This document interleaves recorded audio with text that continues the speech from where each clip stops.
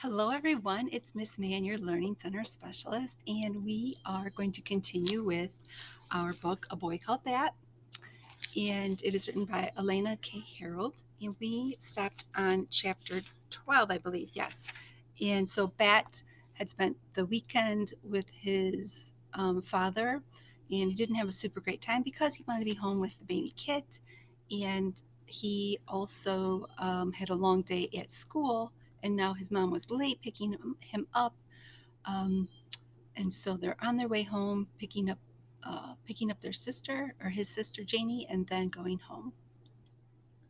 Chapter 13. What's in a name? The enclosure was nothing like Baby Cake's enclosure.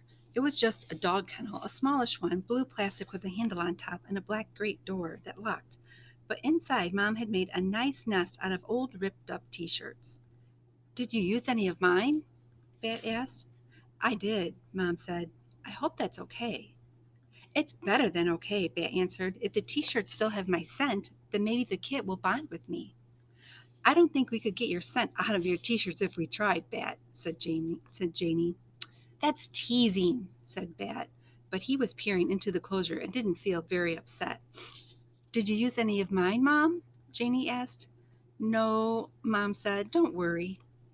I don't see him, Bat said. I don't see him anywhere. He's definitely in there, Bat, Mom said, and the door is latched and everything. And the door was latched and everything, and he's still a little too little to walk anyway. His eyes aren't even open yet. Bat unlocked the door and stuck his hand inside. Yes, there was the kit, tiny and warm, wrapped in a fold of fabric. He's safe, said Bat. Okay, Bat, Mom said. Latch up the cage and go wash your hands. Let's have a snack. At the table, Janie was smearing peanut butter on crackers. She had gotten out a second peanut butter knife for Bat. Bat loved peanut butter, but he could never pack peanut butter sandwiches for school lunches because Lynn was allergic to peanuts. The entire Saw-Wet school was a nut-free zone. Janie passed a roll of crackers to Bat. Mom had heated water in a kettle and poured out 3 cups of tea. Tea and crackers and peanut butter. Wonderful. I wonder if Stripey would like peanut butter, he said, trying to be as casual about the name as he could. You know, when he's all grown up. Stripey? Asked Janie. Is that what you're calling the skunk? It's a good name, Bat said. It's a really good name. Skunks have stripes. I'm not sure it's a good idea to be naming the skunk, Mom said. She looked concerned with the little wavy wrinkles across her squished up forehead. If you name him, it will be too easy to get attached. And remember, he's only staying for us with a few more weeks. Besides, said Jeanie, who says you can get to name him?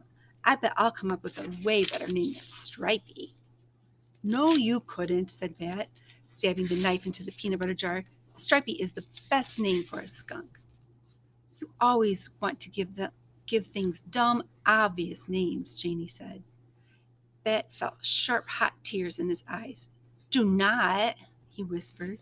When you were 4, you named your teddy bear Barry. Last year, that stray cat coming into her yard, and you named her Patches.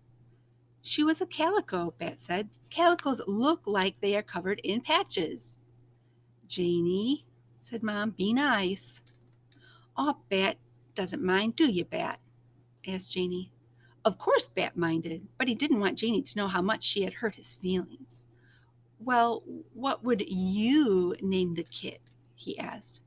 Oh, I don't know. Give me a minute to think about it. Janie munched on crackers and Mom sipped up her tea, but Bat just waited to hear what Janie would come up with. He knew it wouldn't be as good as Stripey, and he couldn't wait to tell her so. I've got it, Janie said after a minute. Mom, he was born last Thursday, right? Mm-hmm, Mom said. And we want to get him to be big and strong, and we're learning about mythology in school. I think we should name the skunk after the biggest, strongest Nordic god. We should name him Thor. Thor? Asked Mom. The thunder god, Janie said. It's perfect. See, because they used to celebrate Thor's Day, and now we call it Thursday, and that's when the skunk was born. Thor, Bat whispered. Sometimes Jeannie was annoying. Sometimes she was a mean tease. But sometimes Bat thought she was brilliant. Chapter 14, Sleeping Arrangements. I want to sleep on the couch next to Thor. No, Bat, you need to sleep in your own bed, Mom said. Then I want Thor to sleep in bed with me. You can't sleep with the skunk, Bat. What if you roll over in the night and crushed him? I would never do that, Bat said. He would never. I would never. Bat, honey, the skunk. Thor, interrupted Bat. His name is Thor. Mom rubbed her forehead. Fine, she said. Thor can't sleep in your bed. Thor is a wild animal. Wild animals do not sleep in beds. But in the wild, Thor wouldn't sleep alone, Bat argued. He would sleep in a pile with all his brothers and sisters, all cuddled up. I'm glad people don't sleep like skunks. I'm glad people don't sleep with skunks, said Janie, her hair wrapped up damp from the shower she was wearing with her favorite pajamas. Each with the one with all unicorns, and each unicorn was doing something different. One rocked out with a guitar, another was reading a book, another wore a chef's hat and was slipping eggs in a pan. The only thing they had in common was that they were all unicorns. Janie, did you know that a herd of unicorns is called a blessing?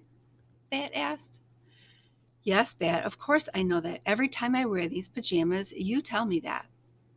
Well, I didn't know if you remembered, said Bat. There's what Janie looks like in her pajamas. Well, you're not the only one who remembers things, Bat, said Janie, and then she stomped off to her room. Bat turned back to Mom. Please, begged Bat.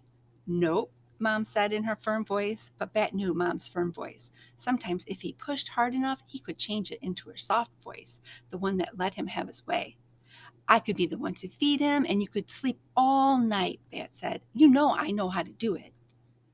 Who do you think took care of you when you were a baby and had to eat every 2 hours, Bat? Mom asked. I took care of you and Janie. I can take care of one little skunk. If you let me help, Bat said, bargaining now, I'll promise to scrape up all the extra food off my plate from now on and put it in the dishwasher after dinner. Mom smiled. I thought it was too gross to look at leftover food stuck to the plate. It is too gross, Bat said, but I'll do it anyway, even if it made him gag, even if it made him throw up. Besides, Bat said, I'll help Thor go to the bathroom after he's finished eating, and if I can do that, I can do other gross things. Mom had taught Bat that baby skunks don't know how to go to the bathroom on their own when they're little babies. And if they don't pee and poop, they can die. In nature, their mother would help them, but since Thor was an orphan, every time he drank his formula, someone had to hold him and rub his bottom and wave a cotton swab until he pooped and peed. At school, Bat had been helping to clean up baby Cake's enclosure for a while now, and poop and pee were just part of having an animal. I'll tell you what, little Bat, Mom said, and her voice was softer now. Thor has to sleep in his enclosure, and I'm going to take care of him during the night. But you can be in charge of his daytime feedings when we are home. And tomorrow after school, instead of staying home with Janie, how about you come by the clinic? I'm going to weigh and measure Thor to make sure he's getting enough to eat, and you can help. Okay, said Bat, for now, but when Thor gets big enough that I couldn't squish him in bed, let's revisit this conversation. That was something Mom said when she wanted to know that they weren't done talking about something, and Bat wanted Mom to know that he wasn't giving up on sleeping with Thor. Mom laughed. You drive a hard bargain, she said, and don't think I'm going to forget about the dishes. Chapter 15, Dr. Jerry Dragoo. Later, in his room, when he was supposed to be sleeping, Bat climbed out of bed and pulled his animal encyclopedia off the shelf. He flipped to the S section and found the page labeled skunk. At the top of the page was a glossy picture of a large black and white skunk nosing along a patch of dirt. In the background of the picture were hundreds of white and yellow daisies. Below the picture were a bunch of questions and answers about skunks. Why do skunks spray? Skunks spray an oily liquid from glands underneath their tails as a defense. Their spray doesn't cause any real damage, but boy is it stinky. A skunk smell can be detected by a human from a mile away. Where do skunks live? Skunks can make many places their home. Abandoned burrows constructed by animals, a hollow log, even underneath your house. What are skunks' predators? Lots of mammals, including red foxes, coyotes, and domestic dogs, will attack a skunk if they get hungry enough, though only as a last resort, because it's difficult to attack a skunk without the smelly reminder of it. But aerial predators, large birds like owls, don't care so much about the scent. For one thing, it's hard for a skunk to spray an attacker from the sky. For another, many birds of prey have little or no sense of smell. Finally, Bat got to the last and most important question. Do skunks make good pets? Skunks are wild animals, and wild animals belong in the wild. But according to world skunk expert Dr. Jerry Dragoo, head of the Dragoo Institute for the Betterment of Skunks and Skunks' Reputations, while skunks in general do not make good pets, what makes a good pet is a good pet caretaker. Bat closed the book. He put the book back on the shelf right where he always puts it, next to his Lego pyramid. Dr. Jerry Dragoo, world skunk expert. Bat liked that name. He liked doctors because they usually knew lots of useful things. He liked the name Jerry because it was the same as the funny mouse in the old cartoons, the one who always outsmarted the cat. And Dragoo reminded him of dragon. Of course, there was probably no such thing as dragons. Well, but there might be. Dr. Jerry Dragoo, that was someone Bat would like to meet. All right, we're going to stop there. And the next chapter is correspondence.